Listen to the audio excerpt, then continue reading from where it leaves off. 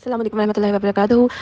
اچھا جی، ہم وہیں سے کنٹینیو کریں گے جہاں لاسٹ ہم نے چھوڑا تھا کہ حضرت خدیجہ رضی اللہ عنہا ابو طالب سے ملاقات کرتی ہیں۔ ان کے بعد اس ایک ٹرپ کے بعد وہ دوبارہ انہیں کبھی بھی ٹریڈ کے لیے انہیں وہاں شہر سے باہر نہیں بھیجا گیا تھا نبی پاک صلی اللہ علیہ وسلم کو۔ تو ابو طالب نے یہی بتایا حضرت خدیجہ کو کہ he had no experience in that regard, لیکن as far as honesty is concerned تو اس کی میں گارنٹی کرتا ہوں۔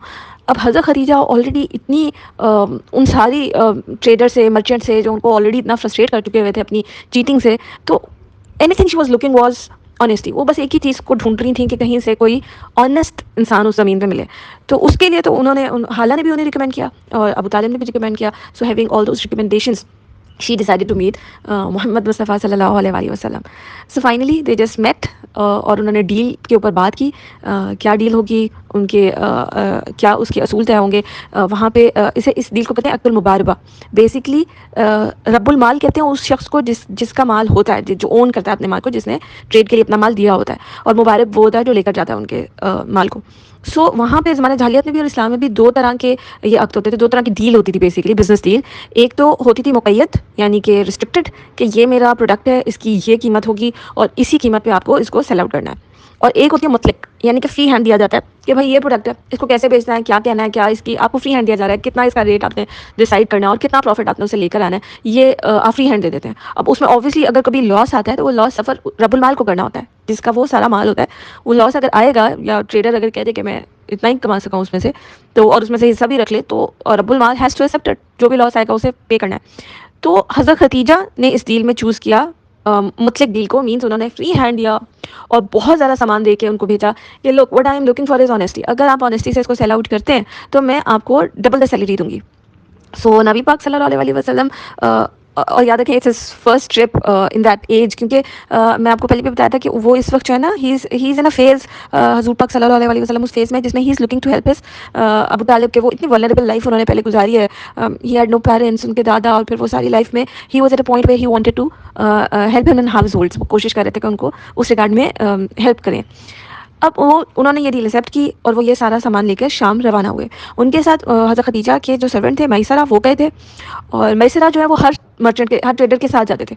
تو انہوں نے سب کے ساتھ سفر کیا ہوا تھا، تو سفر سے زیادہ تو آپ کسی کو جان نہیں سکتے نا، تو وہ بڑے اچھے سے جانتے تھے جو پچھلے ٹریڈرز جو کچھ کرتے رہے ہیں سفر پہ۔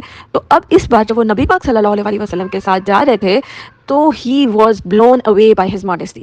انہوں نے جو سفر میں ان کے ایتھکس دیکھے ہیں، جو ان کی موریلٹی دیکھی، جو ان کی ماڈیسٹی دیکھی، اور جیسے وہاں پہ ٹرینڈ تھا کہ آپ جس طرح سے سرونٹ سے کام لیتے ہیں، جب انہوں نے حضور پاک صلی اللہ علیہ وسلم کو دیکھا، ان کی ہیوملٹی، ان کے ہمبل جس طرح وہ تھے، وہ اپنے کاموں کے لیے خود، اور یہ والا پارٹ پڑھ کے نا مجھے خود پہ بڑا ہٹ آیا کہ ہم نے چھوٹے سے کام کے لیے بھی لوکنگ فار سمون کے، اچھا ڈرائیور یہ کر دے، کوک یہ کر دے، فلانا جو ہے نا ساتھ ایک ہیلپر ایک ایکسٹرا ہوتا ہے، وہ مطلب لٹرلی اب حالیہ پانی کا گلاس بھی پکڑا دے۔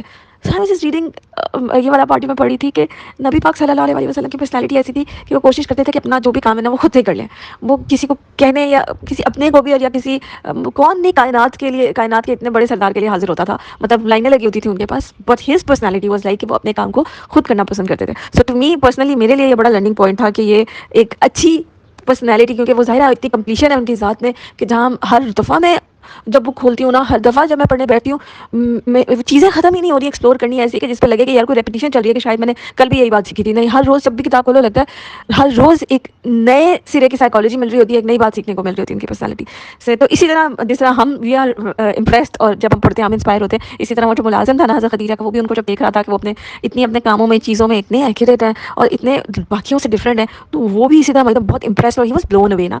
تو اس کے بعد جو میریکلس دیکھنا ہے اسے شروع کیا سفر میں، کہ ایک بادل کا ٹکڑا ہے جو ان کو فالو کر رہا ہے، ان کو ہر وقت شیڈو کیے ہوا ہے۔ اسی طرح جب وہ درخت کے نیچے نیپ لیتے ہیں تو سورج کی موومنٹ کے ساتھ ساتھ جو درخت کا شیڈو ہے وہ اپنے آپ کو، درخت جو ہے وہ روٹیٹ کر رہا ہے اور ان کو مسلسل نیپ میں شیڈو کر لیتا ہے وہ سورج کی روشنی سے۔ تو یہ سب کچھ وہ دیکھ رہے ہیں سفر میں، اینڈ ہی از جسٹ میسمرائزڈ، یہاں تک کہ وہ شام پہنچ جاتے ہیں، اور شام میں ایک مانگ تھا وہ جس نے جو عبادت میں مصروف تھا، تو حضور پاک صلی اللہ علیہ وسلم ایک درخت کے نیچے نیپ کر رہے تھے۔ تو حضور پاک صلی اللہ علیہ وسلم اس درخت کے نیچے نیپ لے رہے تھے، تو اس مانگ نے جب دیکھا کہ درخت کی شاخیں کس طرح، یا وہ جو ٹری ہے وہ کیسے ان کے لیے موو کر رہا ہے، ان کو شیڈو کر رہا ہے، ان کو کنسیکیٹیولی، انہوں نے میسرہ جاگ رہے تھے، ان سے ان کو پوچھا بلا کے کہ ہو از ہی، تو ہی سیڈ کہ ہی از محمد ابن عبداللہ من ارض الحرم، کہ یہ عبداللہ کے بیٹے محمد ہیں صلی اللہ علیہ وسلم، جو کہ حرم سے آئے ہیں، تو مکہ سے آئے ہیں۔ تو منک نے انہیں بتایا کہ آج تک اس درخت کے نیچے کبھی کسی ایسے شخص نے ریسٹ نہیں کیا جو کہ اللہ کا نبی نہ ہو۔ انہوں نے کہا یہ درخت صرف اللہ کے نبیوں کو شیڈ کرتا ہے، اور یہ درخت ابھی تک کہتے ہیں کہ موجود ہے ڈیزرٹ آف جارڈن میں، جارڈن کے صحراؤں میں، صرف ایک درخت ہے اور کچھ نہیں، اور بھری ہوئی شاخیں، اسٹل اٹس دیئر. سبحان اللہ. تو یہ سب کچھ وہ میسرا وہاں دیکھ رہے تھے. ان کا ایکسپیرینس جا رہا تھا، جس طرح انہوں نے ان کو پھر بزنس کی ڈیل کرتے ہوئے دیکھا کہ جب وہاں کے شام کے ٹریڈ میں نا ایک ٹرینڈ ہوتا تھا کہ they use to swear a lot deal کرتے ہوئے نا، بزنس کرتے ہوئے. کہتے ہیں وہاں پہ ابھی بھی لوگوں کی عادت ہے، وہ قسم بہت کھاتے ہیں اس طرح کہ اگر میں ذرا سا بھی آپ سے پروفٹ کما رہا ہوں نا تو قسم ہے ذاتی ہے کہ میرے ماں باپ مر جائیں. اس لیول کی ابھی بھی قسمیں وہاں پہ چل رہی ہوتی ہیں. تو وہاں پہ قسموں کا بڑا رواج تھا. اس وقت سارے اللہ کی قسم نہیں کھاتے تھے، وہ اس وقت جو آئیڈلس تھے ان کی قسمیں کھاتے ہوتے تھے. تو وہ دے یوز ٹو سویئر اپون. تو وہ جب اس طرح قسمیں کھاتے تو نبی پاک صلی اللہ علیہ وسلم کہتے ہیں کہ میں ان کی قسم نہیں کھاتا ہوں، I don't believe in them. وہ عزا تھا، یہ کیا تھا، وہ جو بھی نام تھے آئیڈلس کے. تو ہی سیڈ کہ میں ان میں بلیو نہیں کرتا. And میسرا was like wow. مطلب ایک انہوں نے حضرت خدیجہ دیکھی تھی کہ جو کہ آئیڈلس کی ورشپ نہیں کرتی تھی، and now this is the second man جس کو وہ دیکھ رہے ہیں، جن کو وہ سن رہے ہیں کہ وہ بھی وہی بات کر رہے ہیں. And he also is not believing idols. جبکہ اس وقت ہر شخص اس آئیڈلس کی سلیوری میں تھا. تو انہوں نے ایک حضرت خدیجہ کو دیکھا تھا، اور اب ایک اور آزاد شخص تھا جن کو انہوں نے دیکھا. And he was totally blown away. حضور پاک صلی اللہ علیہ وسلم نے وہاں پہ شام میں جو مال بیچا بڑے اچھے پروفٹ کے ساتھ، پھر وہ مکہ آئے تو وہ جو وہاں سے بیچا تھا، جو سامان لیا تھا، وہ اس مکہ میں آ کے ڈبل پروفٹ پہ بیچ دیا. یعنی حضرت خدیجہ رضی اللہ عنہا نے انہیں ڈبل دا سیلری کا پرومس کیا تھا.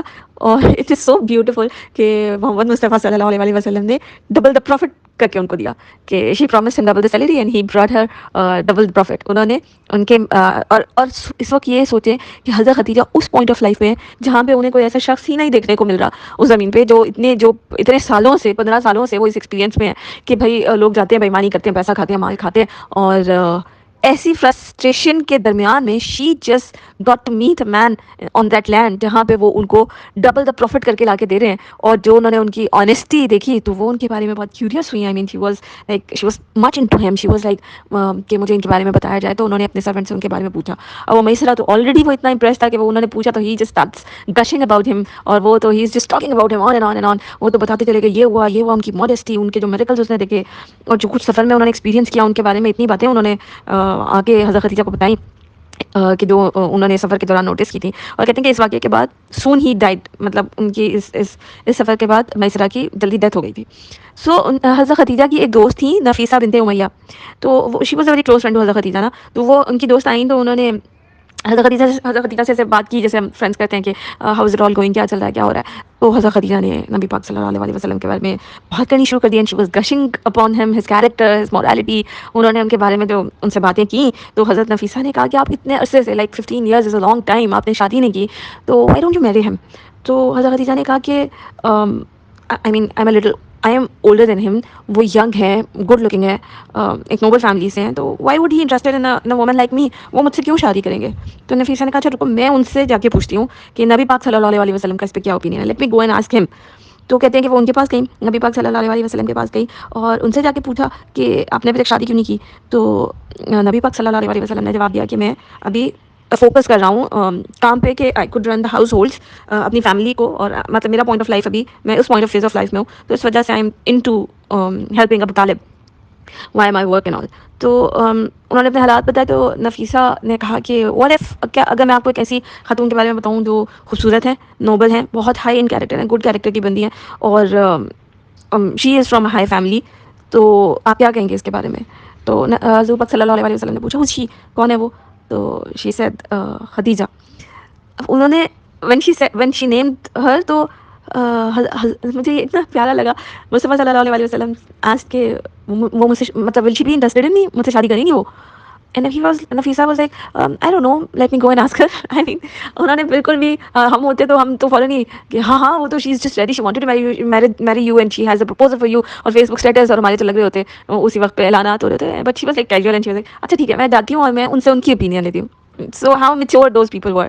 تو انہوں نے جا کے پھر حضرت خدیجہ کو ساری بات بتائی کہ I mean he is kind of ready but he wants to know کہ either you are into him or not، کہ آپ کریں گی بھی ان سے شادی کہ نہیں کریں گی.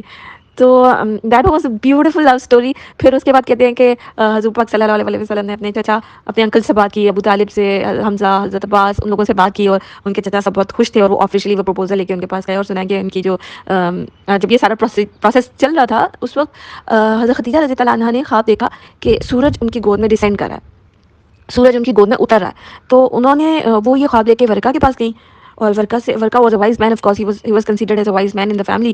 सो वर्का जो थे वो बहुत वाइज और नॉलेजेबल पर्सन समझे जाते थे. तो जब उन्होंने जाके उन्हें ख्वाब सुनाया तो वर्का said you will marry a profit of God, coming profit of God, आपकी शादी एक नबी से होगी. सो ये पहली बार नहीं था कि हज़रत खदीजा को बस ओवरनाइट कुछ हुआ और प्रपोजल हुआ और शादी हो गई. बहुत दफ़ा उनको ये हिंट मिला, बहुत दफ़ा उनके दिल में अल्लाह ताला ने इस बात को डाला. और आगे जब स्टोरी अनफोल्ड होगी कि जब नबूवत आई, और इसके हिंट उन्हें कई बार मिल चुके हुए थे. और जैसे हमने वो पहले पिछले एपिसोड में किया था कि इब्ने अब्बास ने फेस्टिवल का बताया था जिसमें जोश ने आके उन्हें हिंट किया था. सो उनके दिल में बार बार ये चीज़ डाली गई है. मैसरा ने भी सारे मिरेकल्स बताए.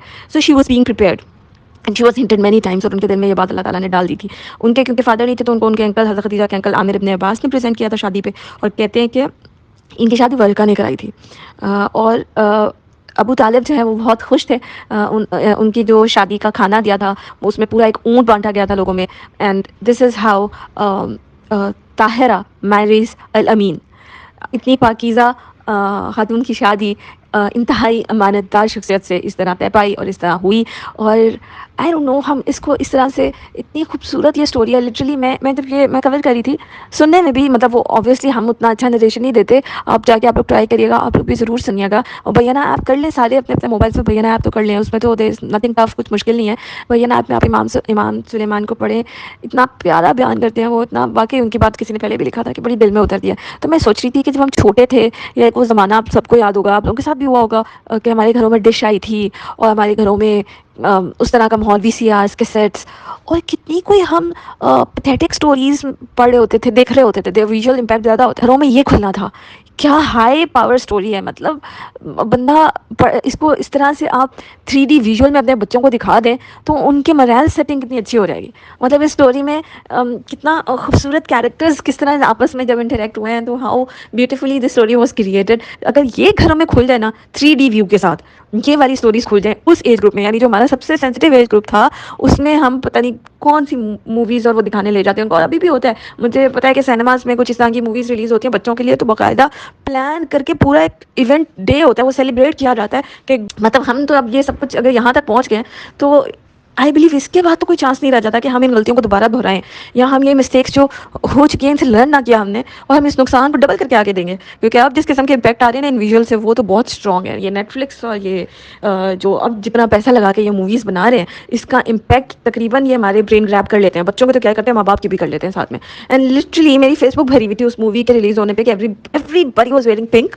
हर कोई बस पिंक पहन रहा और तस्वीरें लगा रहा है कि ये मूवी देखिए. और कभी आप उसमें से मैसेज मैंने निकाल के बताया था कि वो इतना पहले तो कुछ हिडन वे से मैसेज देते थे वो अपनी मूवी से, तो वो ओपनली मैसेज बता रहे हैं आपके बच्चों को कि हाँ जी हम यही सिखा रहे हैं, ये लो मोरालिटी और लो कैरेक्टर सिखा रहे हैं. और ये वाली मैं तो अब इस आइडिया पे काम करना शुरू कर रही हूँ कि हम इसके ऊपर कोई जो हम काम करें, हमें बहुत क्वालिटी वर्क करना चाहिए. लाइक हमें अगर अपने घरों में इसे खोलना है तो क्या आइडियाज़ हैं कि बच्चों को उस लेवल पर जाके 3D विजुअलाइज करवाएं. उनको ऐसे कोई प्रोजेक्ट पे बड़ी प्रेजेंटेशन प्यारी बनी हुई हो ना कि उनको समझ में आए कि वो क्या देख रहे हैं, क्या सुन रहे हैं. तो उनका विजुअल इम्पैक्ट और उनका वो सुनने का इम्पैक्ट, क्योंकि ये बहुत दफ़ा होता है हम सुनने जाते हैं तो वो इतनी सख्ती से बयान हो रहा होता है कि बच्चे रिलेट ही नहीं कर पाते और वो सुनते ही नहीं है. मतलब उसको उनकी ग्रामर में, उनकी वोकैबुलरी में, उनके लिए अंडरस्टैंडेबल वे में कन्वर्ट करके उनके सामने ऐसे बड़ा करके प्रेजेंट करें. डे बनाएं इसका बाकायदा कि जी आज हम हज़रत खदीजा की और नबी पाक सल्लल्लाहु अलैहि वसल्लम की स्टोरी का जैसा आप मूवी का डे सेलिब्रेट करते हैं, इसका तो कोई वीक कोई मंथ सेलिब्रेट कर लेंगे. 1 महीना ना मैंने आप लोगों को ये स्टोरी करानी है, ये दिखानी है, और उनको भी 3D करके दिखाएं अपने घरों में.